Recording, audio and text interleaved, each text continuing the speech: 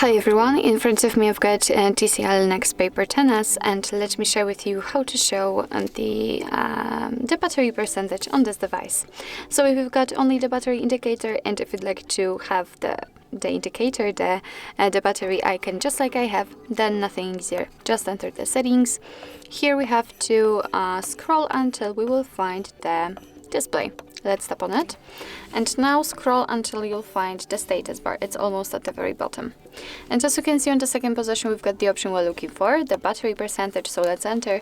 And here we've got three different options. Probably you have this one do not show, as you have only the battery icon. I've got currently set the inside battery icon, or we can set it next to the battery icon. So just tap on it, and as you can see from now on, the exact percentage of the usage of the battery will be displayed right next to the battery icon. So actually that's all. This is how to show a battery percentage on the status bar in your TCL NxtPaper 10s. Thank you so much for watching. I hope that this video was helpful, and if it was, please hit the subscribe button and leave the thumbs up.